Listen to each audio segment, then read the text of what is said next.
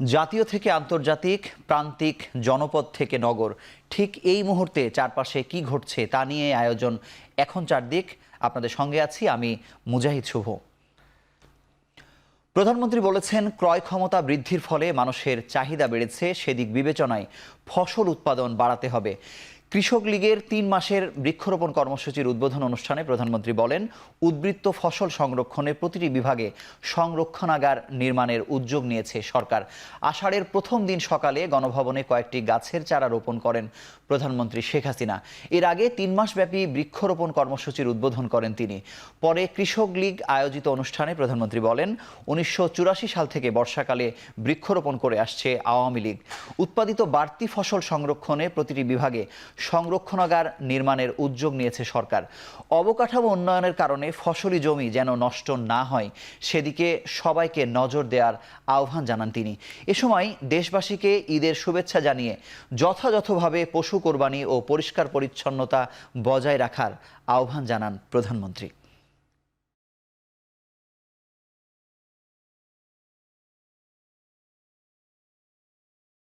আজকে আমরা গ্রামে গ্রামে বিদ্যুৎ দিতে পেরেছি। আজকে আমরা গবেষণা করছি। এই যে গবেষণা করে আজকে কৃষিতে যে সাফল্য আমরা অর্জন করেছি, এই গবেষণা ইনস্টিটিউটগুলিকে তো জাতির পিতা বঙ্গবন্ধু শেখ মুজিবের হাতেই কিন্তু করা, এবং তিনি এটা করে দিয়ে গেছেন। তিনি কৃষি গবেষণা ইনস্টিটিউট করেছেন, পাট গবেষণা ইনস্টিটিউট, কৃষি গবেষণা কাউন্সিল, ধান গবেষণা ইনস্টিটিউট, তুলা উন্নয়ন বোর্ড এবং এরকম কৃষিভিত্তিক বিভিন্ন প্রতিষ্ঠান তিনি করে দিয়ে গেছেন। কৃষি অর্থনীতিটাকেই আমরা আরও উন্নত করে আমরা শিল্পায়নে যাব, কিন্তু কৃষি বাদ দিয়ে না, কৃষিকেও আমরা উন্নত করব এবং কৃষিভিত্তিক শিল্পটাই আমাদের বেশি গড়ে উঠবে। আমাদের কাঁচামাল তো এখান থেকে আসবে। সেটা লক্ষ্য রেখে আমরা সারা বাংলাদেশে 100টা অর্থনৈতিক অঞ্চল করছি। এই অঞ্চল করার উদ্দেশ্যটা আমার হলো, আমরা দেখি যেখানে সেখানে একটা ব্যবসায় নিয়ে একটা জমি কেনে আর একটা ইন্ডাস্ট্রি করে, আমার কৃষি জমি নষ্ট করে দেয়। সারা দেশে পশুর হাটগুলো জমে উঠেছে। ক্রেতারা আসছেন এবং পশু কিনছেন। পশুর হাটের আরও খবর জানাতে রাজধানীর বছিলা থেকে সরাসরি যুক্ত হচ্ছেন শম্পা বিশ্বাস। শম্পা, আকার ভেদে পশু কেমন দামে বিক্রি হচ্ছে, দাম নিয়েই বা ক্রেতা বিক্রেতারা কি বলছেন, বা সার্বিক বাজার ব্যবস্থাপনা নিয়ে আমাদেরকে কিছু বলবেন?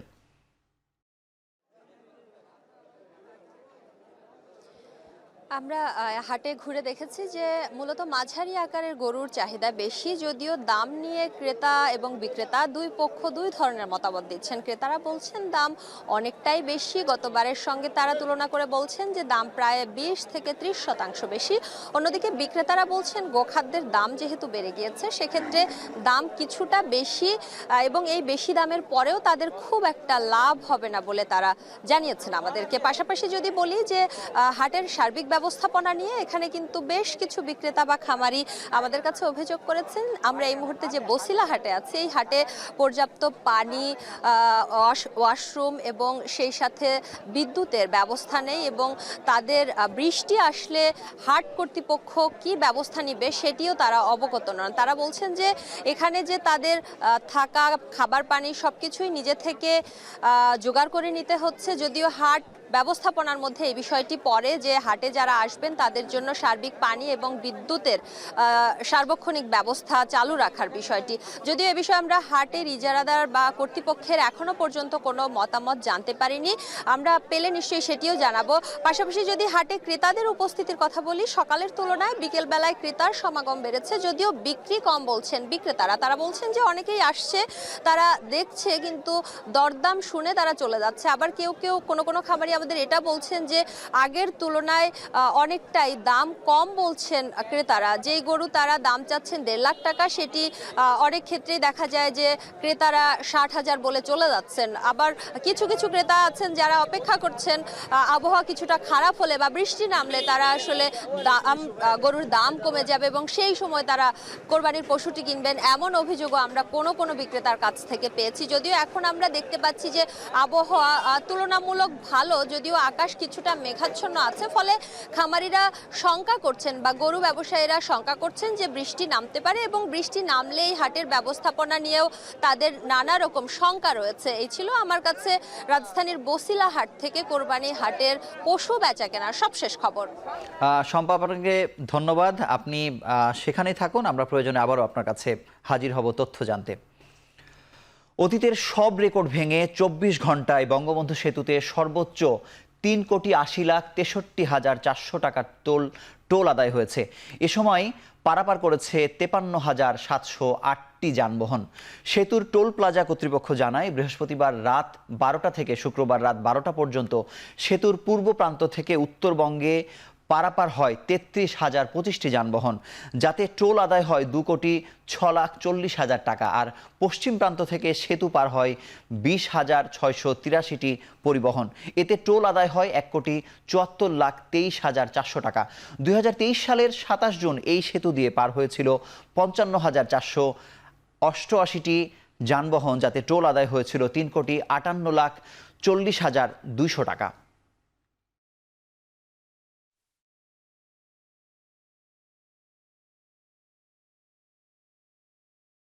ঈদযাত্রার চতুর্থ দিনে কমলাপুর থেকে স্বাচ্ছন্দ্যেই ঢাকা ছাড়ছেন ঘরমুখো মানুষ।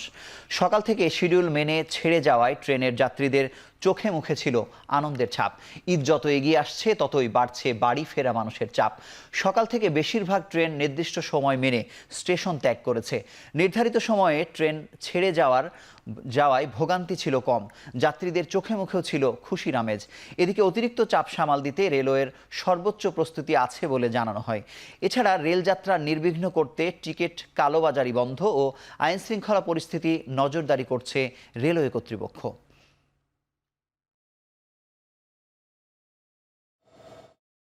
এবারের ঈদ যাত্রা মোটামুটি অন্যবারের তুলনায় ভালো আছে। অসম্ভব ভালো লাগছে, বাড়ি যাব, ঈদ করব, এই জন্য তো এত কষ্টটা আর কি নেওয়া। কষ্ট করে গেলেও ওখানে যাওয়ার পরে ভালো লাগবে। উত্তরবঙ্গের জন্য লালমনি রংপুর কুড়িগ্রাম একটা স্পেয়ার লেগ দিয়েছে এক্সট্রা, এটার কারণে লেটটা মোটামুটি কভার হচ্ছে।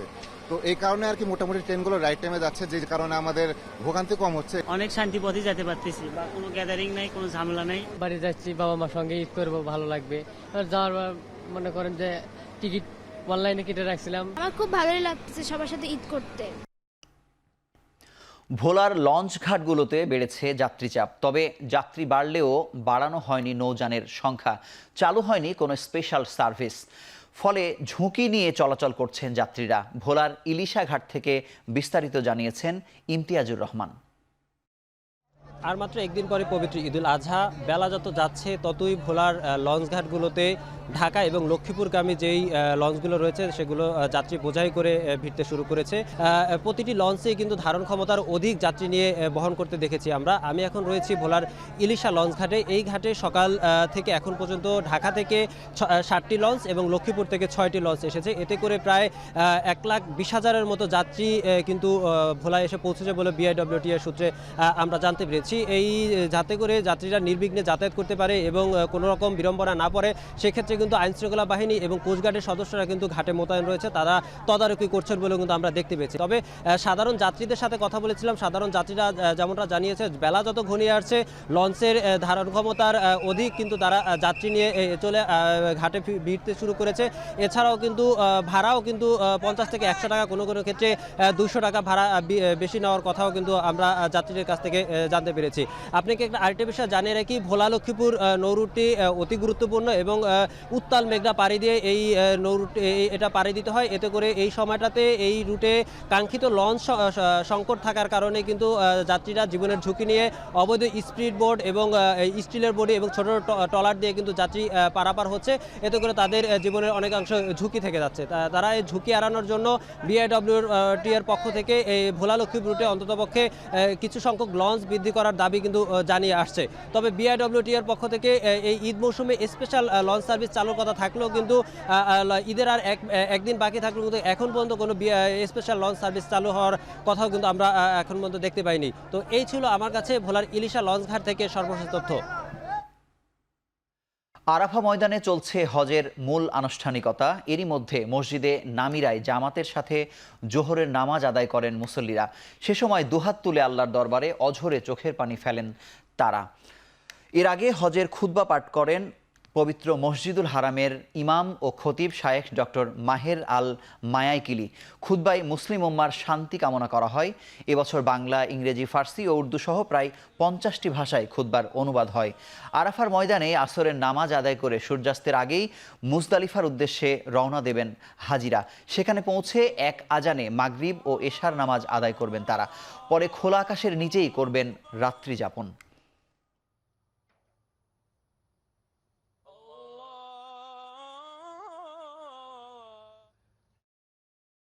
এখন চারদিকে নিচ্ছি একটি বিরতি, ফিরছি কিছুক্ষণের মধ্যেই।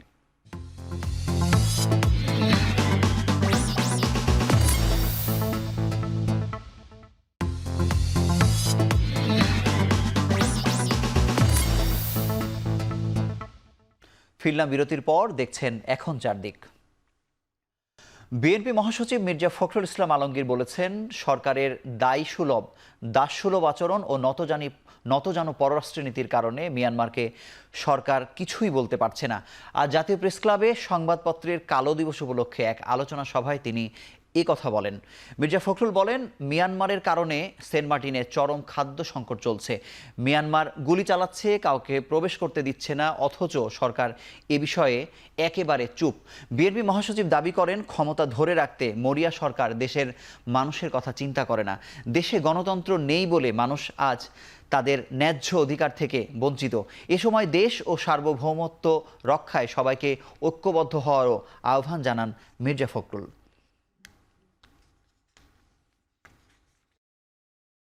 কি দুঃখজনক, কি মানে এটাকে কি বল, কত ব্যর্থতা এই সরকারের, যে আমার একটা দ্বীপ, সেই দ্বীপে আমরা যেতে পারছি না। সেই দ্বীপে গেলেই আপনার অন্য দেশ থেকে গুলি করে মেরে ফেলা হচ্ছে, মেরেও ফেলেছে। অথচ এখন পর্যন্ত সরকার এই ব্যাপারে কোনো রকমের কোনো একটা বক্তব্য পর্যন্ত দেয়নি। বরঞ্চ হোম মিনিস্টার সাহেব বললেন যে এখন এমন কোনো অবস্থা হয়নি যে যেটাতে আমরা একটা এই ধরনের একটা স্টেটমেন্ট বা কিছু বলবো। এই যে নতজানু, মিয়ানমারের মতো একটা দেশকেও কিছু বলা যাবে না। এটা কতটা আপনার মানে আপনার দাসসুলভ মনোভাব হতে পারে। আলাপ আলোচনার মাধ্যমে মিয়ানমারের সাথে সমস্যা সমাধানের চেষ্টা চলছে বলে জানিয়েছেন আওয়ামী লীগের সাধারণ সম্পাদক ও সেতুমন্ত্রী ওবায়দুল কাদের। এছাড়া মিয়ানমারের অভ্যন্তরীণ সংঘাতের জন্য বাংলাদেশ ভুগলে তা অত্যন্ত দুর্ভাগ্যজনক হবে বলে মনে করেন তিনি। শনিবার রাজধানীর ধানমন্ডিতে আওয়ামী লীগ সভাপতির কার্যালয়ে এসব কথা বলেন তিনি। তিনি বলেন, মিয়ানমারের সাথে আলাপ আলোচনার দরজা এখনও খোলা আছে। দেশটির অভ্যন্তরীণ সংকটের কারণে আমরা সমস্যার সম্মুখীন হচ্ছি, এটি দুঃখজনক। গোটা বিশ্বের মতো বাংলাদেশে অর্থনৈতিক সংকট রয়েছে, এটা নিয়ে লুকোচুরি করার কিছু নেই বলেও জানান তিনি। ঈদযাত্রা নিয়ে ওবায়দুল কাদের বলেন, এবার ঈদে মহাসড়কে যানবাহনের চাপ বেড়েছে, কোথাও কোথাও যানজট সৃষ্টি হয়েছে, তবে ঘন্টার পর ঘন্টা যানজটে আটকে থাকতে হয়নি। আমাদের প্রতিবেশী দেশ মিয়ানমারের অভ্যন্তরীণ কিছু সংঘাত আছে, কাজে ওদের আভ্যন্তরীণ সংঘাতটার জন্য আমরা যদি সাফার করি সেটা হবে অত্যন্ত দুর্ভাগ্যজনক। এমনি বর্তমানে যে সরকার, সেই সরকারের মিলিটারি গভর্নমেন্ট, তাদের সাথে আমাদের কোনো বৈরিতা নেই। আলাপ আলোচনা দরজা এখনো খোলা আছে। মিয়ানমার সীমান্তে পরিস্থিতি আরও খারাপ হলে সেনাবাহিনীর পাশাপাশি নৌ ও বিমান বাহিনীও জবাব দিতে প্রস্তুত রয়েছে বলে মন্তব্য করেছেন বিদায়ী সেনাপ্রধান জেনারেল এস.এম. শফিউদ্দিন আহমেদ। শরীয়তপুরে শেখ রাসেল সেনানিবাসে 129 ব্রিগেড কোম্পানির পতাকা উত্তোলন অনুষ্ঠানে যোগ দিয়ে একথা বলেন তিনি। বেলা 12টায় পতাকা উত্তোলনের পর নবগঠিত 129 ব্রিগেড কোম্পানি বিদায়ী সেনাপ্রধানের উদ্দেশ্যে সম্মান প্রদর্শন করেন। নতুন দায়িত্বপ্রাপ্ত সেনাবাহিনীর প্রধান এবং সেনাবাহিনীর ঊর্ধ্বতন কর্মকর্তারা এ সময় উপস্থিত ছিলেন। অনুষ্ঠান শেষে সেনানিবাসের চত্বরে একটি গাছের চারা রোপণ করেন বিদায়ী সেনাপ্রধান। পরে সাংবাদিকদের সাথে মত বিনিময় অনুষ্ঠানে যোগ দেন তিনি। সেখানে সেনাবাহিনীর বিভিন্ন অর্জন এবং ভবিষ্যৎ নিয়েও কথা বলেন। দীর্ঘ সময় সেনাবাহিনীতে সফলতার সাথে দায়িত্ব পালন করতে পেরে খুশি বলেও জানান তিনি।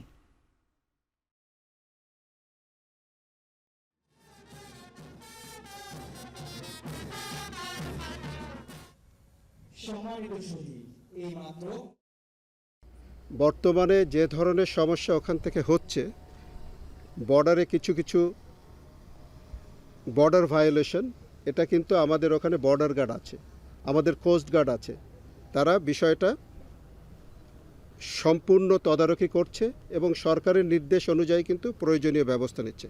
আমরা কিন্তু খুব প্রস্তুত আছি, যদি এর চেয়ে লেভেল অন্যদিকে যায় তার সমুচিত ব্যবস্থা আমরা নিব। আমাদের শুধু সেনাবাহিনী, আমি জানি নৌবাহিনী, বিমান বাহিনী তারাও প্রস্তুত, বাট এখনও পর্যন্ত এমন কিছু হয় নাই যাতে ডিফেন্স ফোর্সকে চলে যেতে হবে। এদিকে বরিশালে শেখ হাসিনা সেনানিবাসে সেনাপ্রধান জেনারেল এস.এম. শফিউদ্দিন আহমেদের বিদায়ী সংবর্ধনা অনুষ্ঠিত হয়েছে। সকাল 9:45টায় বরিশালের শেখ হাসিনা সেনানিবাসের দরবার হলে এই সংবর্ধনার আয়োজন করা হয়। এ সময় বিদায়ী সেনাপ্রধান সেনা সদস্যদের সাথে মতবিনিময় করেন। মতবিনিময় শেষে সেনানিবাসে একটি বৃক্ষরোপণ করেন। পরে ফুলে সজ্জিত একটি গাড়িতে সেনাপ্রধানকে বিদায় জানানো হয়। এ সময় রাস্তার দুই পাশে দাঁড়ানো সেনা সদস্যরা ফুলের পাপড়ি ছিটিয়ে বিদায় জানান। উক্ত বিদায়ী সংবর্ধনায় শেখ হাসিনা সেনানিবাসের জিওসি, জ্যেষ্ঠ সামরিক কর্মকর্তাগণ ছাড়াও সাধারণ সৈনিকরা উপস্থিত ছিলেন।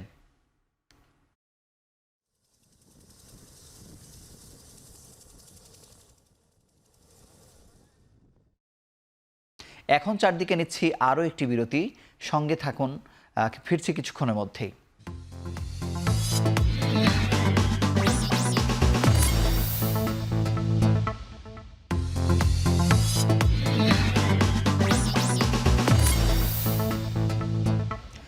ফিরে এলাম বিরতির পর, দেখছেন এখন চারদিক।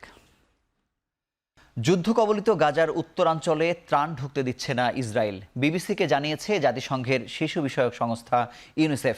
অভিযোগ স্বীকার করেছে ইসরায়েলি সেনাবাহিনী। দাবি করেছে সঠিক নথিপত্র দেখাতে না পারায় আটকে দেয়া হচ্ছে ত্রাণবহর। ইসরায়েলের এই দাবি প্রত্যাখ্যান করেছে ইউনিসেফ। 8.5 মাসের যুদ্ধে উপত্যকার দক্ষিণে গৃহহীন 10 লাখ মানুষ বিশুদ্ধ পানি ও স্যানিটেশনের ন্যূনতম অধিকারটুকুও পাচ্ছে না বলে জানিয়েছে জাতিসংঘ। ত্রাণ সরবরাহে সমুদ্রে নির্মিত যুক্তরাষ্ট্রের অস্থায়ী জেটিটিও উপকূলে আবহাওয়া দুর্যোগপূর্ণ বলে সরিয়ে নিচ্ছে মার্কিন সেনারা। এদিকে 24 ঘন্টায় ইসরায়েলের হামলায় নবজাতক সহ প্রাণ গেছে আরও কমপক্ষে 25 ফিলিস্তিনির। এ নিয়ে 253 দিনের আগ্রাসনে নিহতের সংখ্যা বেড়ে দাঁড়িয়েছে 37,266 জনে। এ পর্যন্ত 9,500 ফিলিস্তিনিকে আটক করেছে ইসরায়েলি বাহিনী।